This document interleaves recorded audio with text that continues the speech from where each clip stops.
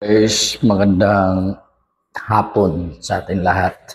At tayo ay bababa. Maghanap tayo ng pagkain. Dito na lang siguro sa kabila tayo kasi mas malapit. Ito yung aming accommodation, guys. Yan. Nasa fourth floor kami.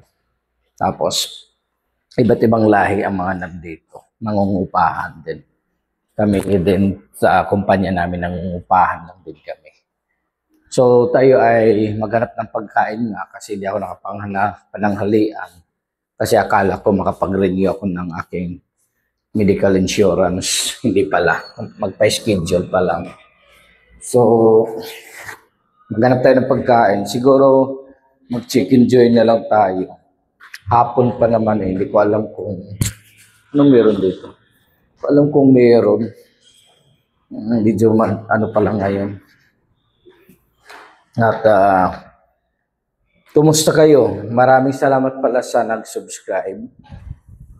Salamat sa medyo mahangin ngayon. Taglamig na rin kasi. Ayan. Doon tayo ulit sa binilhan kong ano. At ito yung aming baba. Maghanap tayo ng pagkain dito. So wala namang ibang ano dito, restaurant or yung bilihan ng manok na fried chicken. Yung pa rin naman. Kung may pizza lang eh, sa pizza na ako. Kaso wala eh. So dito na lang tayo magtiyaga sa roasted. Spicy lang naman tsaka regular. So maghanap tayo ng regular tapos soft drink siguro or ano bang bibilhin natin? Juice. Fresh juice na lang. So yun no, hindi natin mabasa kasi Arabic. Tingnan natin. Ito na lang. Yan. My friend. यार दो ब्रूस चाहिए सिंगल वाले दस वाली Ayan. वो 18 वाली 18 वाला है तो वो दे दो 18 वाले 4 पीस आएगा 10 रुपया वाला 2 पीस So, आएगा 18 वाला दे दो तो हाँ kaira nila. और एक चिकन वो लगा दो कौन सा चिकन बर्गर May burger बस sana. और एक डाइट को और एक हमजियात फ्रेंड रोशन आके ये तो मार्कर है एक red So, yung aming accommodation dito. Urdu नहीं आता आपको So, mag-ano tayo guys, mag-swipe. On करो नुस्सो रेगुलर है Okay?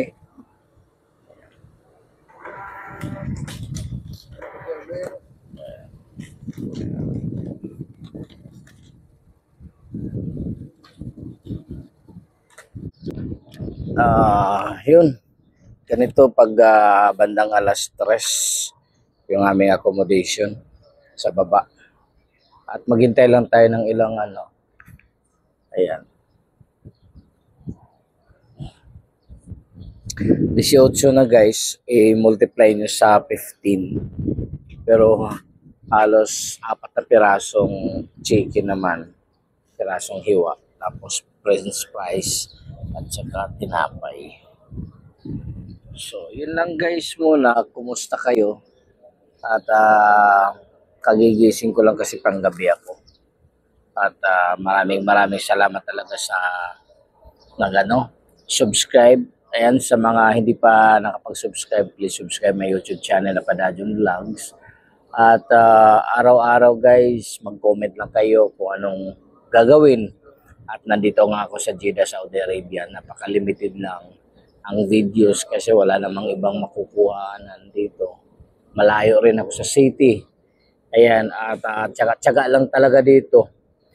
Kung kayo ay nandito sa industrial at medyo malayo sa syudad, wala talaga tayong magagawa kundi magtiis, bahay, trabaho, tapos kung meron kayong mga karamdaman or ano, mga problema sa buhay, huwag niyo masyadong intindihin kasi nga mas intindihin niyo yung sarili niyo na nandito.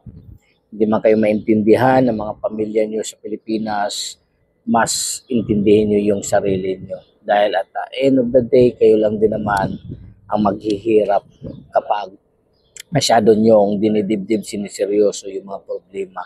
Na alam niyo naman walang kasagutan kundi tayo lang din sa sarili natin na tayo din ang gagawa ng paraan para magiging okay tayo. Nandito na tayo, wala na tayong magagawa kundi na pag-igihan na lang ang buhay. Sa mga kapwa kong OFW, ang dami man nating mga nararanasan sa buhay, ang dami man nating mga pagdadaanan pa sa buhay. Laban lang talaga. Ang bukod tangi lang magagawa natin ay panalangin sa Diyos. Ano ba dito hinahanap niya? Ayun, kala ko akin na yun. So yun, hindi talaga natin maiwasan na magkakaroon tayo ng mga problema sa iba't iba yung mga problema natin na pagdadaanan, isa lang nilang naman yung ating hinaharap kundi problema. Para sa akin, masasabi ko lang lalong-lalo na sa mga baguhan lang, iiyak nyo lang ng husto yung mga problema. Tapos huwag nyo isipin na uuwi kayo ng Pilipinas. Kundi nandito na tayo pagtiyagaan na lang natin, pagtiisan na lang natin at mas motivated tayo sa ating ginagawa. Kung hindi man tayo iniintindi, hindi man tayo kumbaga binigyan ng halaga, mas pahalagaan natin ang ating sarili. Mag-ipon tayo sa sarili natin. Huwag natin ibuhos yung ating kung anong meron tayo. Dahil tayo lang din naman ang mahihirapan kapag kung sakaling talagang hindi nagiging maganda ang pakikitungo nila sa'yo.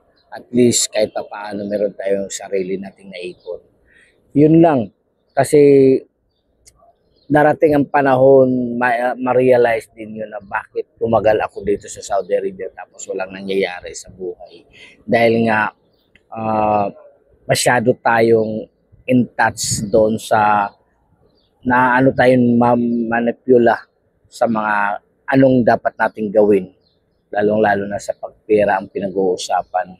Kasi wala, kailangan talaga tayo mismo ang gagawa ng paraan. Tayo mismo ang magdesisyon sa kung ano ang dapat natin gawin sa pera natin, sa pinaghirapan natin. Kasi kung mahal natin sila, yung pinag-iipunan natin, yung mga tinitipid natin ay para lang din naman sa kanila pagdating natin sa Pilipinas, hindi naman para sa iba, 'di ba? So kung alam natin ay hindi sila marunong magtipid o hindi sila marunong gagawa ng paraan, tayo na mismo ang gagawa ng paraan para mas mapahalagaan natin yung ating mga kinikita. Ito ay advice lang dahil matagal na rin ako dito sa Saudi Arabia. Marami pa rin pinagdadaanan sa buhay. Akala mo ay smooth na pero nandun pa rin yung mga pagdadaanan sa buhay. So yun lang guys, maraming salamat talaga. Antayin na lang natin yung matapos yung ating in-order. Tapos akit tayo sa taas at doon tayo kakain. Gutom na rin kasi. See you!